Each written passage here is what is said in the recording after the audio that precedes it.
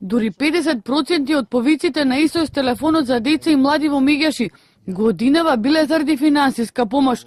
Од вкупно 102 кои го свртеле бројот, сиромаштијата била причина за 55 луѓе. Тие бареле храна, облека, училишен прибор, лекови за своите деца, пари за дневен престој. Се повеќе се вжештува линијата во однос на реалните проблеми кои ги има децата и нивните најблиски во Република Македонија. Веќе не е ни проблем осаменост, отуѓеност и агресија. Веќе не е ни проблем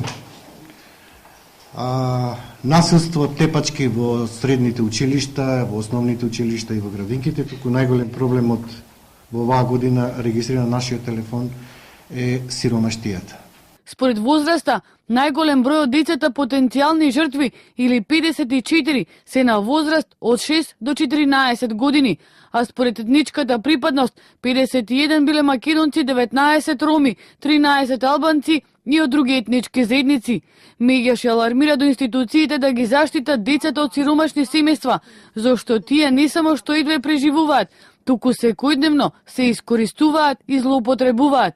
Дури 50% од дојавите се поврзани со сиромаштија, со неписменост, со злоупотреба на децата и нивниот труд, со исклученост од образование, со недоволна вклученост на децата во градинките, во основните училишта, незавршување на средното училиште и сето тоа ни дава за право како еден индикатор да го мобилизираме и граѓанското општество, и медиумите, и државните институции дека децата не можат да ги остварат елементарните права, токму погодени од сиромаштија.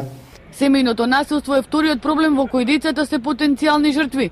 16 лица до Мегјаши алармирале дека децата во нивното семејство биле физички и психички малтретирани, биле занемарени и оставени без родителска грижа. 15 од јавувањата на ИСОС телефонот биле за прекршување на правата на децата при бракоразводни парници. Во изминатите 11 месеци во Мегјаши стаселе 3 дојави за деца за кои постои сомнеж за сексуална злоупотреба од страна на близок или познаник на детето.